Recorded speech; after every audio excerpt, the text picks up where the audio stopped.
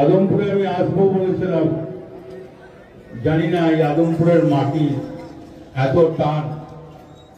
কালকে একটা ভ্যাকসিন নিয়েছি, 5 বছর যেটা নেই আমি, রাত থেকে প্রচন্ড জ্বর। তারপর আমি ভাবতে পারি না এই আদমপুর আমি আসতে পারবো। আদমপুরের মাটিতে টানের জন্য আমি আদমপুর আমাকে ডেকে নিয়ে এলো। আমি আদমপুরের মানুষকে আমি ধন্যবাদ জানাই, মাঠে যারা আছেন তাদের ধন্যবাদ জানাই, সবাইকে আমি ধন্যবাদ জানাই। এবং রফিকুল অনেকদিন আগে থেকে বলেছিল মাঠে যারা প্লেয়ার আছেন তাদের অশেষ অশেষ ধন্যবাদ। আজকে আবার 34 বছরের পর মুখ্যমন্ত্রী মমতা ব্যানার্জির জন্যে আবার খেলাধুলো গ্রামগঞ্জে জেগে উঠেছে। এর জন্য গ্রামগঞ্জের মানুষকে আমি ধন্যবাদ জানাই।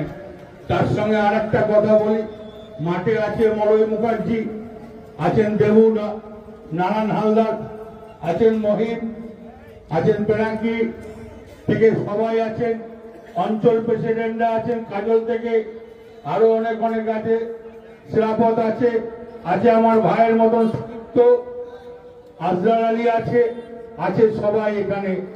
তাই বন্ধু একটা কথা বলতে এসছি, সামনে এসআর চলছে, সবাই তারা এখানে আছেন।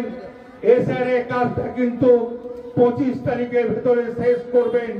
যেমন করি হোক ফর্মটা ফিল আপ করে এসআর এ জমা দিয়ে দেবেন, নালে অনেক অসুবিধা হবে।